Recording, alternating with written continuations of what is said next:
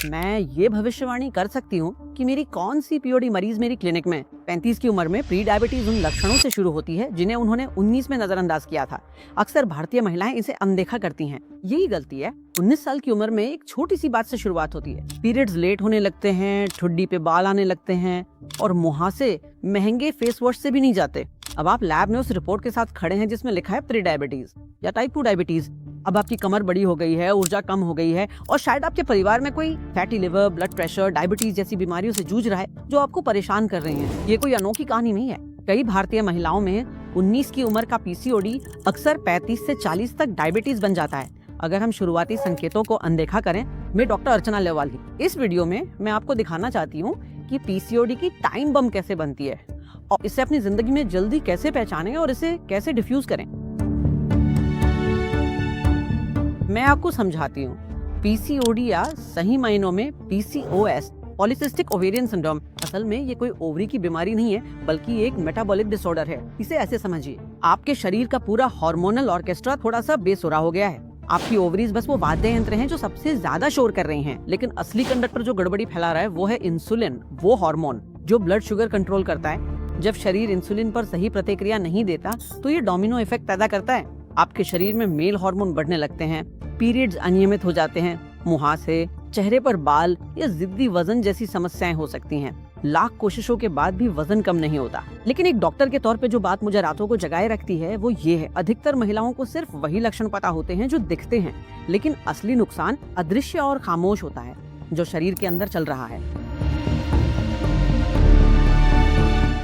अब मैं आपको कुछ दिखाना चाहता हूँ जिस पर हर भारतीय परिवार को ध्यान देना चाहिए। शहरी भारत में 22% तक युवा महिलाओं को पीसीओएस है, यानी लगभग हर 4 में से 1 महिला। कुछ क्षेत्रों में जैसे कश्मीर में हर 3 में से 1 में। इसके तुलना वैश्विक औसत 6 से 12% से करें।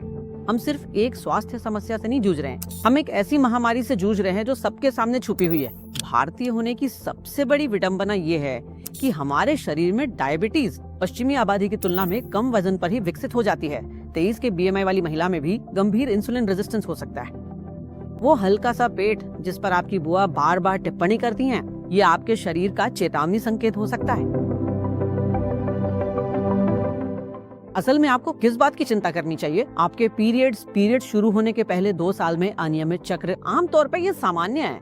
आपका अपना शरीर अभी भी खुद को संतुलित करने की कोशिश कर रहा है। अगर 2 साल से ज्यादा का समय हो गया है और आपके चक्र पूरी तरह से निरंतर 35 दिनों से लंबे हैं या आपको साल में 8 से कम पीरियड्स आ रहे हैं, तो ये तनाव नहीं है, ये आपका शरीर मदद मांग रहा है। आपकी त्वचा और बाल किशोरावस्था में मुहासे होना एक बात है, लेकिन अचानक आपकी 20 की उम्र में खासकर जबड़े और ठुड्डी के आसपास, ठुड्डी या ऊपरी होंठ पर गहरे मोटे बाल आना जो पहले नहीं थे, या सिर के ऊपर बालों का झड़ना, ये सिर्फ सौंदर्य से जुड़ी समस्या नहीं है, ये हार्मोनल संकेत है।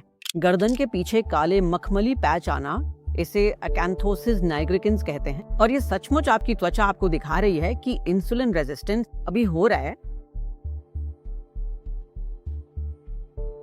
मुझे पता है कि हमारे भारतीय परिवारों में क्या होता है। किसी को अपनी पीसीओडी के बारे में मत बताना, बच्चा होने के बाद सब ठीक हो जाएगा।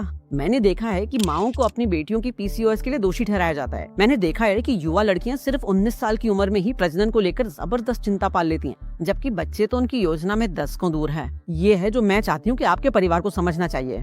पीसीओडी कोई शादी की समस्या नहीं है, ये कोई चरित्र दोष नहीं है, और ये बिल्कुल भी बांझपन की सजा नहीं है। ज्यादातर महिलाएं जिनको पीसीओडी है वे अपने बच्चे पैदा कर सकती हैं, लेकिन ये एक शुरुआती चेतावनी प्रणाली है। इसे ऐसे समझो कि तुम्हारा शरीर तुम्हें 15 साल पहले ही संकेत दे रहा है।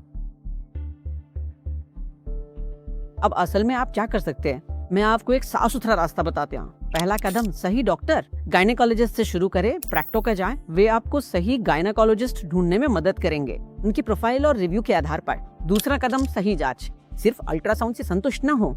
एक अच्छी जांच में विस्तृत मासिक धर्म का इतिहास, फास्टिंग, ग्लूकोज और 2 घंटे की ग्लूकोज टॉलरेंस टेस्ट, पूरा lipid profile, testosterone level, thyroid function test और लिवर फंक्शन टेस्ट शामिल होना चाहिए। पीसीओडी वाली 43% महिलाओं को फैटी लिवर डिजीज होती है, जो कोई आपको नहीं बताएगा। तीसरा कदम, सही इलाज। हर किसी के लिए एक ही इलाज सही नहीं होता। कुछ महिलाओं के लिए सिर्फ जीवन शैली में बदलाव ही काफी है। कुछ अन्य महिलाओं के लिए मेटफॉर्मिन जैसी दवाएं जीवन बदल सकती हैं। और नहीं, मेटफॉर्मिन लेने का मतलब ये नहीं है कि आप पहले से डायबिटिक हैं। इसका मतलब है कि आप इसे रोक रहे हैं। चौथा कदम, लंबी दूरी की सोच। पीसीओडी कोई ऐसी चीज नहीं है जिसे आप 30 दिनों में ठीक कर लें। ये ऐसी चीज है जिसे आपको जीवन भर संभालना है।